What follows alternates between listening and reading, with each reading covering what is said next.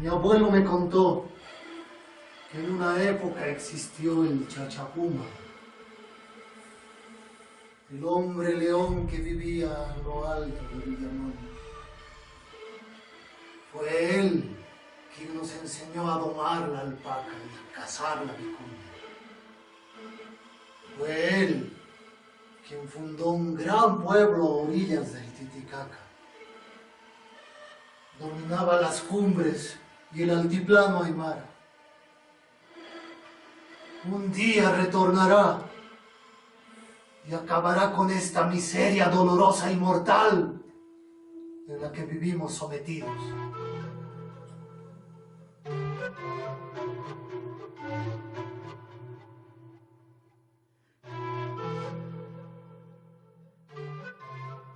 Pedrito era muy travieso e inquieto. Necesitaba una mano férrea para dominar su rebeldía. El cura Murillo asume cristianas responsabilidades sobre el pequeño. En la escuela parroquial aprende a escribir, leer, contar y rezar, además de hacer los trabajos propios de la parroquia. Entre 1776 y 1777 se está produciendo la ruptura del virreinato del Perú. ¿Para qué? Para dar nacimiento al virreinato del Río de la Plata. Y con el nacimiento del virreinato del Río de la Plata, la Real Audiencia de Charcas, con las 4 intendencias gobernaciones que forman parte de su ser, van a pasar a esta nueva entidad política. Entonces, se da esta ruptura que no es nada fácil para las personas que están viviendo en Charcas. ¿Por qué? Porque tienen profundos y antiguos vínculos con las personas que viven en el sur del Perú. Hay que rehacer los vínculos sociales, políticos y económicos para construir este nuevo virreinato del Río de la Plata. Y eso, lógicamente, causa tremendas variaciones en las dinámicas sociales, políticas y económicas.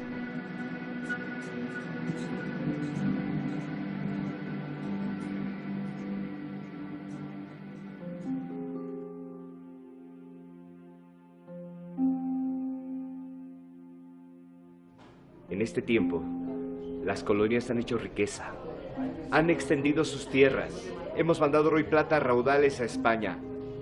¿Y de qué vale nuestra lealtad si no somos tratados como iguales? La sutil diferencia es que no nacimos en España. Nosotros somos americanos.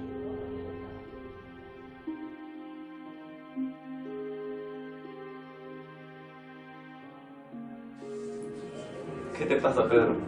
¿Qué te preocupa? ¿Es María Josefa o lo que dijo el profesor? Ambas cosas, Gregorio.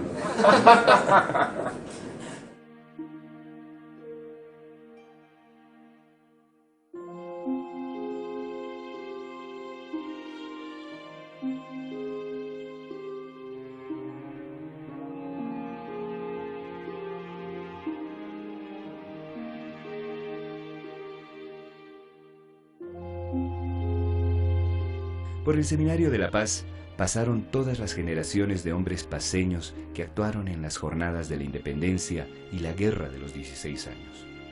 Murillo ingresa como estudiante y obtiene el título de bachiller en artes y de esta manera tiene la posibilidad de continuar sus estudios en Chuquisaca, Córdoba o el Cusco.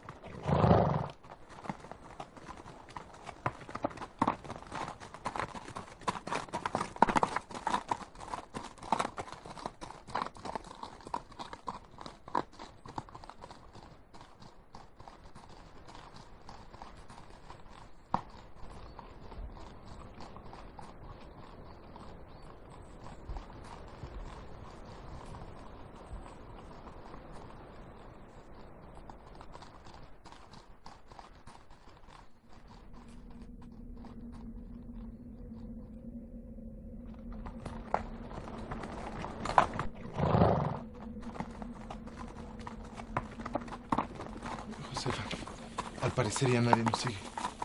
Estos indios han perdido todo el respeto a la corona. Chachapuma ha vuelto. ¿Cómo? ¿Qué? Es una historia que escuché de niño. Ellos creen que llegará un elegido, Chachapuma, y los liberará. Pedro, ¿no te da miedo? Siento que esta situación no te preocupa. Al llegar a Cochabamba, ustedes se quedarán a vivir en esa ciudad. Yo me encargaré siempre de hacer llegar lo necesario. Pedro, no nos abandones. Entiéndeme, mujer. Necesito encontrar mi destino.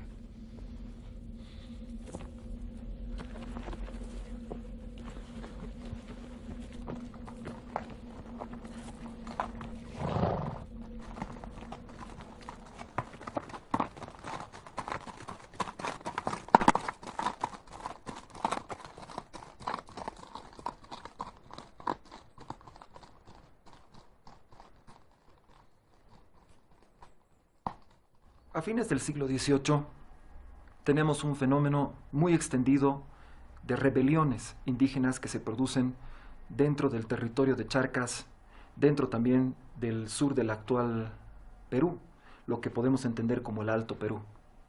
Estas revoluciones indígenas calaron profundamente dentro de la mentalidad de las personas que vivían en aquella época. Y por supuesto, generaron una necesidad muy especial, y es la necesidad de poder atender a su propia defensa. ¿Por qué? Porque era claro que desde que se había separado el virreinato del Río de la Plata, el territorio del virreinato del Río de la Plata, del territorio del virreinato del Perú, las ciudades y los territorios de Charcas habían quedado expuestos a los resultados de las rebeliones indígenas. En otras palabras, la capacidad de defensa del territorio no se podía ejercitar desde Buenos Aires de la misma forma en la que se ejercitaba desde Lima. Entonces, esto genera un cambio de mentalidad que va orientado precisamente a brindarse esa autodefensa. En 1781, Murillo está en aquellos días del cerco de Tupac Katari, sin saber que 30 años después, las mismas calles de La Paz serían el escenario del sangriento enfrentamiento, cuyo protagonista sería él. Ahora le había tocado combatir frente a los indios. El subdelegado Ramón de Loaiza le encomienda una misión peligrosa: evacuar a las familias paceñas a Cochabamba. En la caravana lleva a su esposa, María Josefa Olmedo, y a sus 2 hijas. Aparte de esto, durante la última parte del siglo XVIII, el Imperio Español está viviendo una tremenda crisis que inclusive va a llegar a tener repercusiones en la sucesión, especialmente en el momento en el que Fernando VII toma la monarquía en España. Estos tremendos problemas que se dan dentro del propio Estado español repercuten también en América.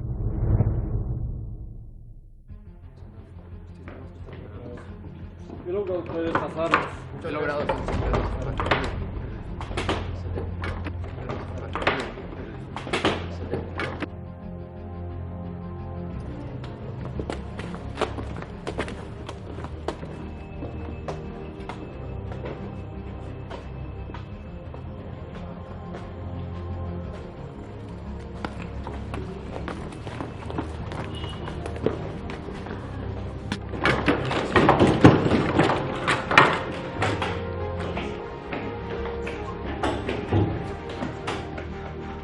Malas noticias desde el Cuzco. Aguilar fue capturado. Fue delatado por Mariano Ubalde. Todos corremos peligro. La revolución ha fracasado. Señores, la confabulación en Cusco y La Paz por esta vez ha fracasado. Tenemos que hacer un pacto de silencio. ¿No es verdad, doctor Picón, doctor Cabezas? Tiene usted razón, don Ramón de Loaiza. No podemos arriesgar a tanta gente que está en nuestra causa.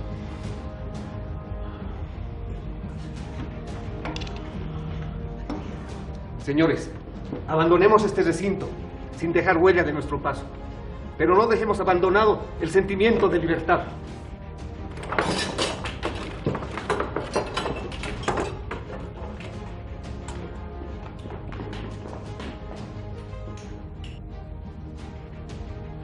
Para 1805 en La Paz se intenta organizar una conspiración a la cabeza del cusqueño Gabriel Aguilera y Rodrigo Picón, esposo de Vicenta Juaristeguino. Son los principales líderes que extrañamente mueren después de la conspiración. En segunda fila se encuentran Catacora, Indaburo, Sagárnaga, Faustino Cabezas y Murillo, hombres claves en 1809. Este primer intento de realizar alzamientos coordinados entre La Paz, Cusco y Arequipa fracasa. El principal conspirador, Aguilera, es delatado. Este movimiento ya tenía un sentido autonomista y buscaba construir una república independiente con libertad de comercio y rehabilitación de la raza india. Como si fuera poco, estamos viviendo también la última etapa del enfrentamiento de dos grandes potencias, las dos grandes potencias de fines del siglo XVIII, que son Inglaterra por una parte y Francia por otra. Una primera gran victoria que tiene Inglaterra sobre Francia es el hecho de que contribuye a la caída precisamente del reinado de Luis XVI y a la destrucción de la monarquía. Pero con la destrucción de la monarquía viene un problema más grande, y ese problema más grande se llama Napoleón Bonaparte. En Europa, Napoleón conquista la mayor parte de Europa y obliga a la mayor parte de Europa a generar un bloqueo comercial y económico sobre Inglaterra. ¿Qué es lo que ocasiona esto? Obviamente que Inglaterra vea reducidas sus posibilidades económicas y comerciales. Pero hay estados que no se avienen a participar en el bloqueo. Y uno de esos estados es un aliado tradicional de Inglaterra, que es el Reino de Portugal. El Reino de Portugal sigue abriendo sus puertas económicas, comerciales, sigue abriendo sus puertos a Inglaterra, lo cual le permite un respiro a Inglaterra. Napoleón Bonaparte, por supuesto, no va a permitir que esto se constituya en un problema, y entonces solicita permiso para que tropas francesas pasen por territorio español y puedan invadir Portugal. Por supuesto, la monarquía española se niega a este evento. Entonces Napoleón Bonaparte simplemente invade España para poder llegar a Portugal. La monarquía portuguesa logra escapar a tiempo a territorio americano y se instala en Río de Janeiro. Pero la monarquía española inmediatamente se ve presa, se ve rehén del ejército francés. Mi abuelo me contó que en una época existió el Chachapuma, el hombre león que vivía en lo alto de Villamón. Fue él quien nos enseñó a domar la alpaca y a cazar la vicuña. Fue él quien fundó un gran pueblo a orillas del Titicaca. Dominaba las cumbres y el altiplano Aymara. Un día retornará y acabará con esta miseria dolorosa y mortal a la que vivimos sometidos.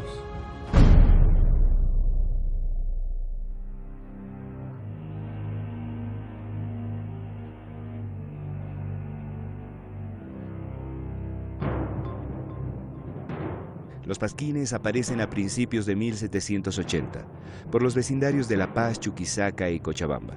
Es una hoja escrita a tinta y pluma, copiada en contados ejemplares que se pegaban en las esquinas y puentes de mayor tránsito de manera anónima.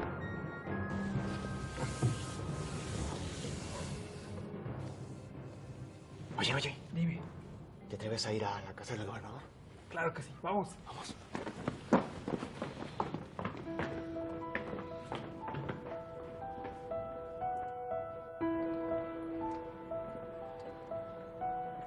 Para mí que esto va directo al gobernador Dávila.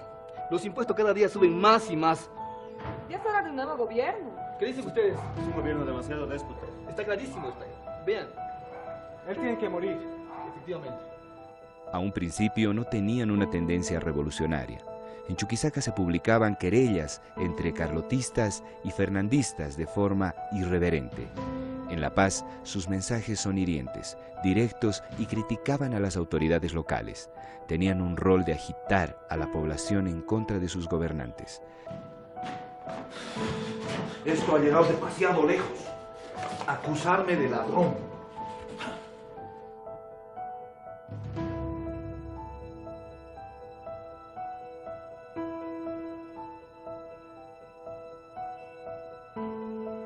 No me importan tus acusaciones.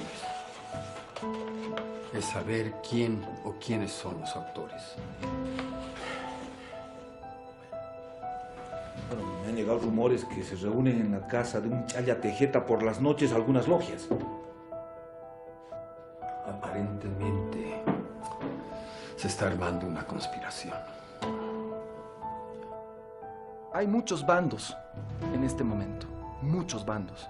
Está el bando de los que apoyan a Fernando VII. Está el bando de los que apoyan a los franceses, que ya en este periodo están liderados por José Bonaparte, que es hermano de Napoleón Bonaparte. Napoleón impone a su hermano como rey de España. Y por supuesto también hay los seguidores de otra instancia, una tercera instancia, que es la Junta de Sevilla. La Junta de Sevilla, que de alguna manera trata de conservar la autoridad para el Estado español. Y esta Junta de Sevilla procura mantener la lealtad no solamente de las personas en España, sino también la lealtad de las personas y de las autoridades en el Imperio Español Americano. Entonces, por lo menos existen tres bandos muy importantes dentro del Estado español que pugnan por mantener el control no solamente en la península, sino en el continente. La preparación clandestina fue intensa antes del 16 de julio. Cada club o logia tendría su función específica y de acuerdo a su condición social. Indaburo y Sagárnaga se encargarían de hacer proselitismo entre los soldados de la guarnición. Basilio Catacora entre los abogados. Los hermanos Lanza y Murillo buscarán adeptos entre jóvenes mestizos. Ramón de Loaiza atraerá funcionarios de la corona. Mariano Graneros y Apolinar Jaén en los estratos más humildes. Las mujeres paceñas participan activamente en la conspiración, llevando mensajes y órdenes, aprovechando las misas y novenas como puntos de reunión.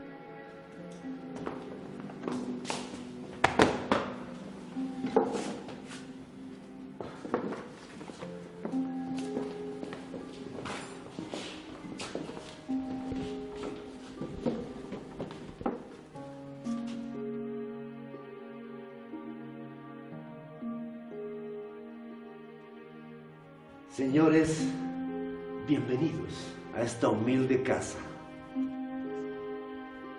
Hoy es un día muy importante.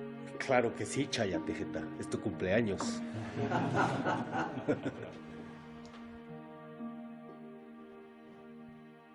Debemos definir el futuro cambio de este gobierno. Ya son varias ocasiones que hemos suspendido el cambio de gobierno. Iba a ser el 20 de febrero, día del carnaval. También postergamos la fecha del jueves de Semana Santa. Dentro de 2 días es San Juan. No, señores. Las condiciones para la noche de San Juan no están dadas. Los hechos en La Plata han alertado a las autoridades. Sugiero que el plazo fatal sea la procesión de la Virgen del Carmen. ¿El próximo 16 de julio? Sí, el 16 de julio. De acuerdo, parece. Que se hagamos una precisión.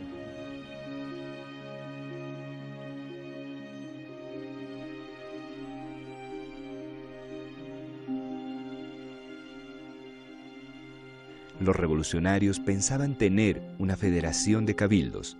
La Paz, Cusco, Cochabamba y otras ciudades se sumarían de a poco. ¿Serían cabildos libres que continuarían manteniendo lazos con la corona española?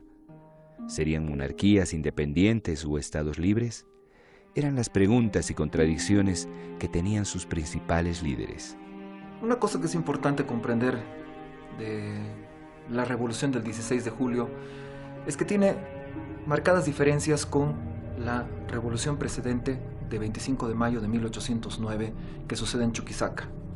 Mientras en Chuquisaca existe un fuerte núcleo de personas que han sido formadas en la Universidad de San Francisco Javier, lo que sucede en La Paz es que existe el influjo de las ideas que se han generado dentro de la universidad, especialmente ideas generadas por la Academia Carolina, pero la constitución del cuerpo revolucionario, es decir, los revolucionarios en sí mismos, no tienen todos esa formación académica. Lo que tenemos son personas de distintos orígenes. Tenemos españoles en la revolución, tenemos indígenas que están también dentro de la revolución, pero sobre todo tenemos gente mestiza. Inclusive tenemos más gente mestiza que gente criolla. Y eso le da obviamente un cariz bien particular. ¿Por qué? Porque no es una revolución que está impregnada absolutamente de los ideales o de las ideas enciclopédicas que están siendo desarrolladas por la Academia Carolina. Son personas que tienen necesidades muy específicas que hacen a su comportamiento económico, a su comportamiento social y obviamente también a sus necesidades y a sus aspiraciones políticas.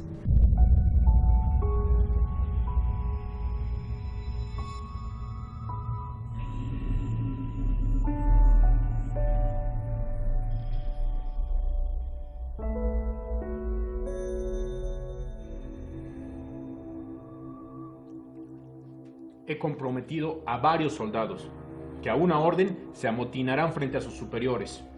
Todas las entradas están vigiladas, desde el barrio de los Indios hasta la garita de Lima y Potosí. Después del cambio de guardia, va a asumir el puesto.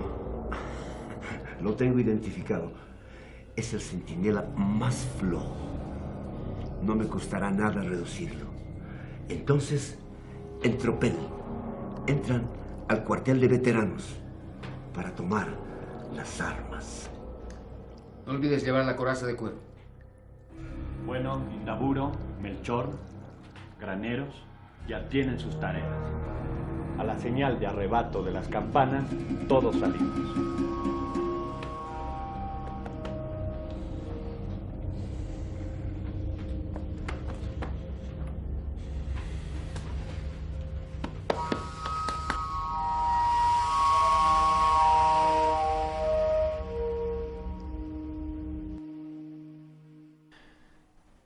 Si la revolución no sucedía el 16 de julio de 1809, probablemente hubiésemos tenido que esperar hasta el 2 de noviembre para tener el mismo movimiento de gente con motivo del Día de Todos los Santos.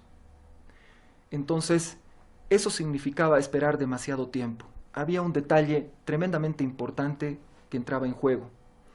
En el momento en el que se reúnen los revolucionarios para lanzar la revolución del 16 de julio, estaba de su lado una compañía de veteranos que guarnecía la ciudad de La Paz. Si hubiésemos tenido que esperar entre julio y principios de noviembre, probablemente la lealtad de esa compañía hubiese variado. Entonces, los factores que hacían posible la revolución se habían reunido en aquel momento, aquel 16 de julio de 1809.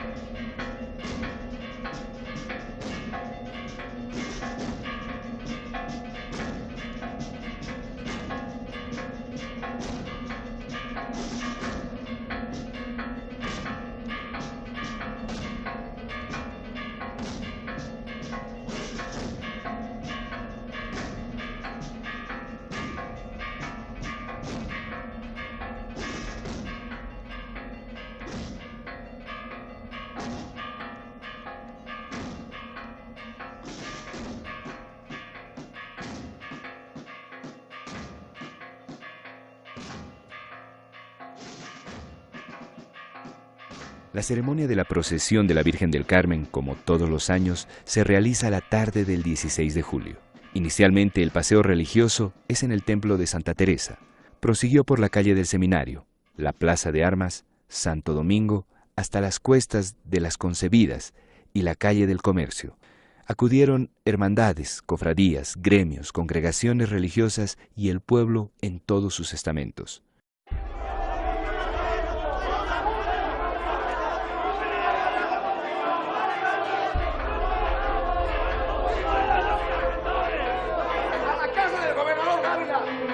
¡Viva Santa! ¡Vamos!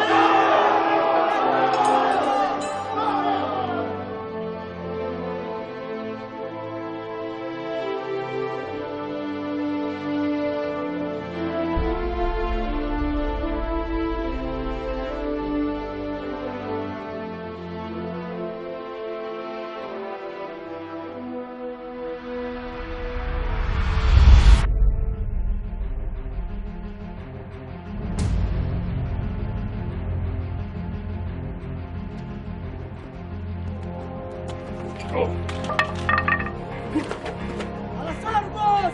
¡A las armas!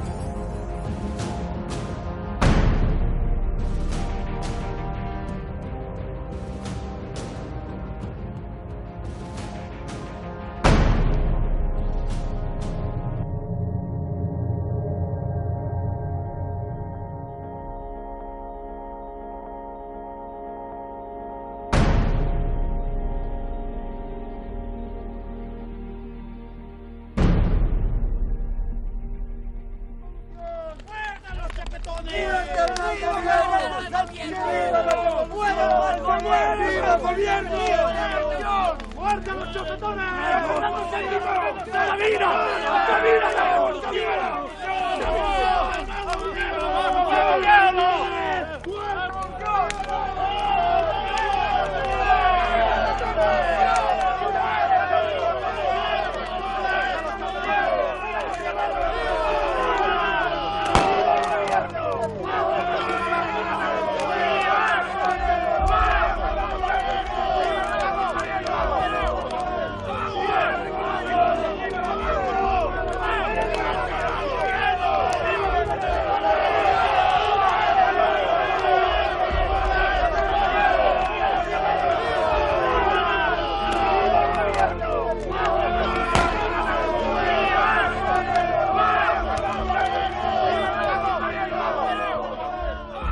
El día 16 de julio se produce la revolución. Con apoyo de la compañía de veteranos que guarnecía la ciudad de La Paz, se toma prisionero al intendente gobernador de La Paz. Charcas en aquella época estaba dividida en 4 intendencias gobernaciones. La Intendencia Gobernación de La Paz, la Intendencia Gobernación de Potosí, la Intendencia Gobernación de Chuquisaca y la Intendencia Gobernación de Santa Cruz. El intendente gobernador era el que gobernaba toda la intendencia, todo el territorio de la Intendencia Gobernación. Por lo tanto, el hecho de haber sido tomado por los revolucionarios representaba que toda la Intendencia Gobernación había caído en poder de los revolucionarios el 16 de julio. El intendente gobernador, cuyo nombre era Tadeo Dávila, entonces queda prisionero de los revolucionarios. Es una revolución preparada con mucho tino y con mucho dominio de la situación. Bueno, Indaburo, Melchor, Graneros, ya tienen sus tareas. A la señal de arrebato de las campanas, todos salimos.